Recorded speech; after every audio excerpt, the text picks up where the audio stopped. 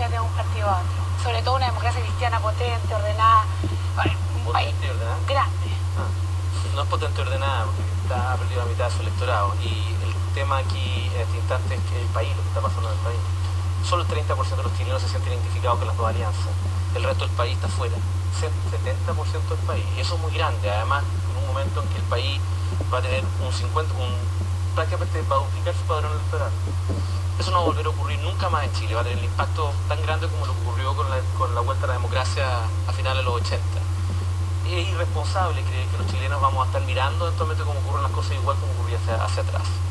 Esto es mucho más grande que una decisión personal y tiene que ver eventualmente con que los chilenos quieren más oferta, quieren que se les de alguna manera respete más en una competencia de ideas y que se les deje tratar como niños creyendo eventualmente en divisiones del pasado.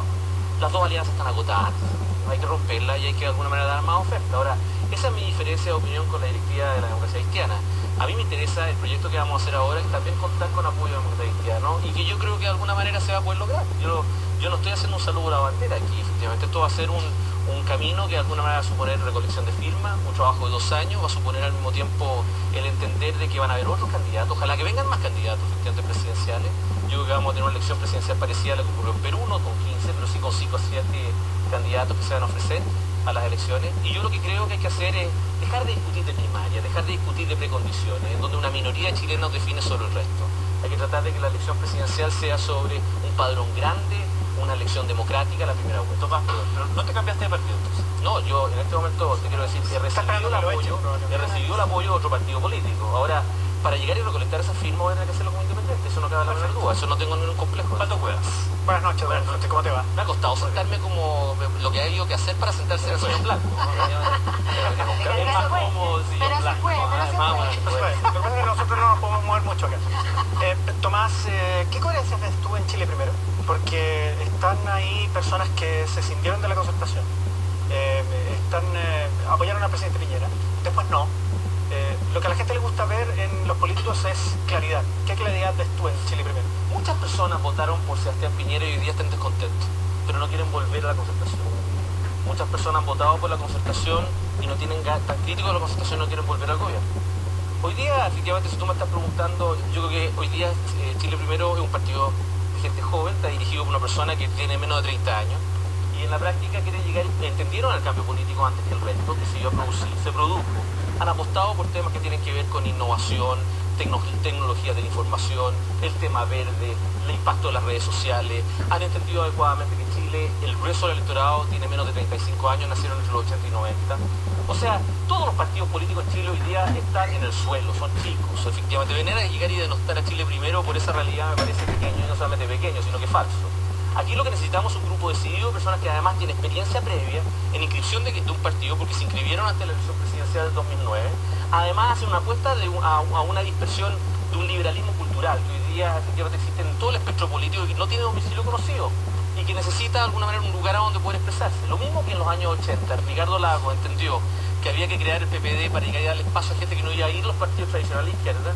Hay que hacer hoy día un PPD hacia el mundo liberal, por así decirlo.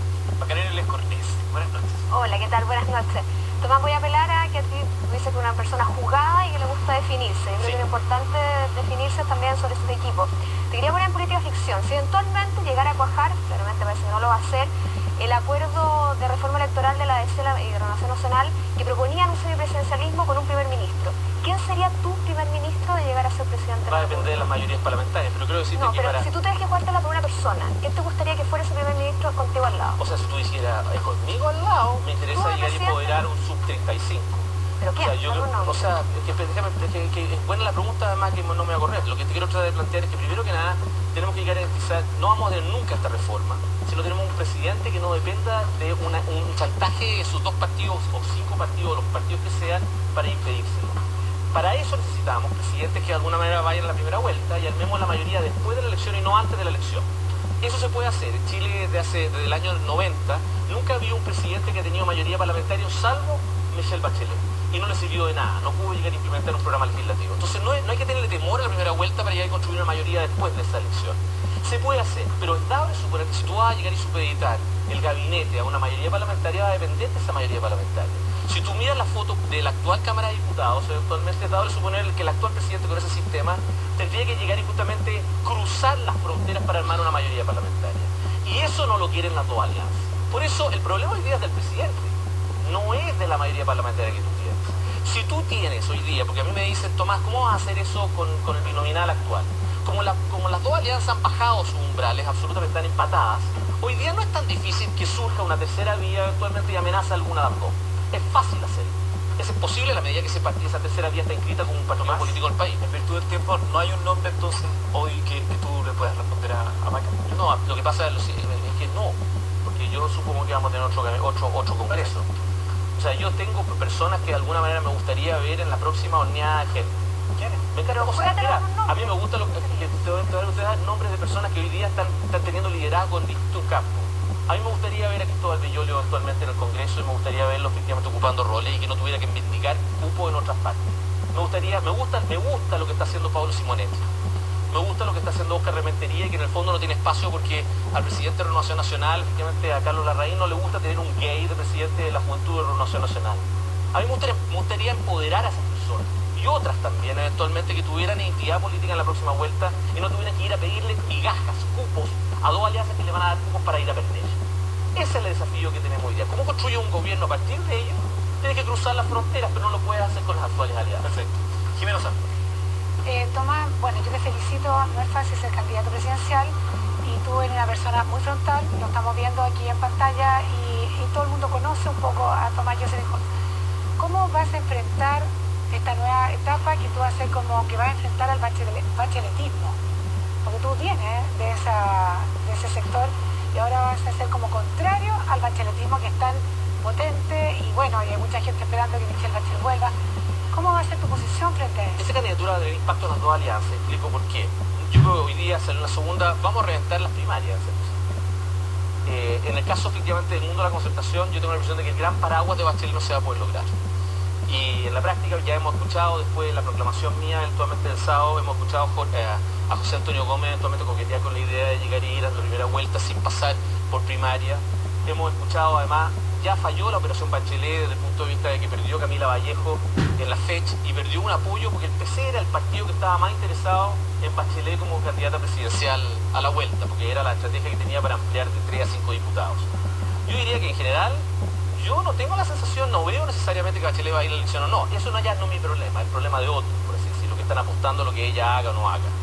Yo lo que creo que además en el gobierno, yo creo que no va a haber primarias de la Alianza con Chile. Creo que ellos han entendido que llegaron al gobierno eventualmente con 2 candidatos presidenciales en 2 elecciones.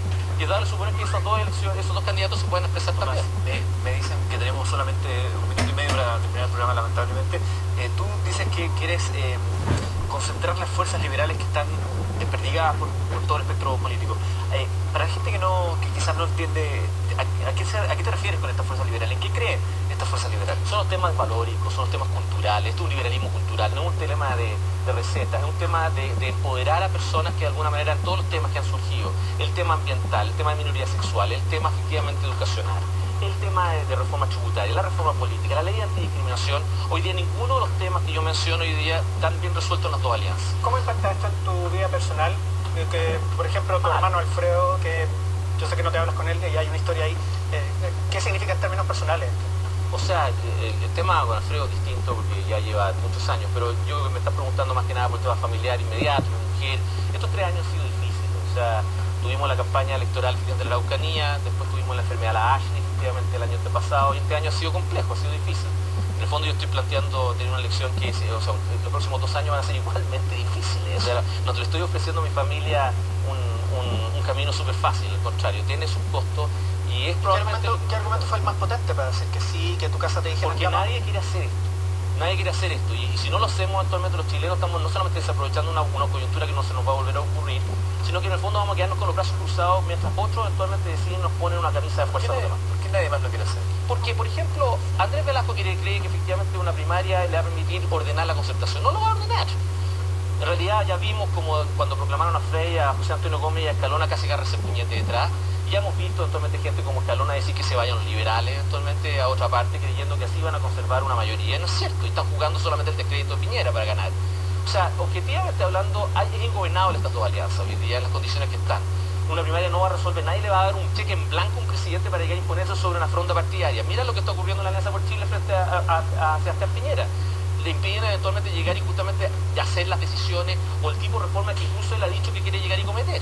Entonces, para serte sincero, nadie lo quiere hacer, nadie quiere llegar y atreverse, no tiene la generación actual de nombres que tú has mencionado, algunos han venido para acá incluso, no ha tenido el coraje, ha tenido que pedirle el permiso a otra vieja guardia para llegar y correr. Nosotros estamos haciendo todo lo contrario, vamos a llegar y correr y vamos a darle garantía a los chilenos que van a tener a lo menos un nombre despejado entre varios eventualmente para garantizar la oportunidad de optar. Pero varios quieren. ¿Ah? Nos tenemos que Varios quieren. Varios, bueno, entonces que se lancen, que tengan la valentía del carácter, porque esto es un problema de carácter. Aquí no se va a definir ni en base a una receta, ni en base a una regla fiscal, se va a definir en base a valentía de resolver expectativas y confianza a la próxima elección. Se jueguen y corren riesgos. Tomás Jocelyn Holt, candidato ahí. Es la imagen ahí férrea de Tomás Jocelyn Holt, candidato a la presidencia de la República. Estamos cerrando este programa, pero antes le quiero recordar a usted que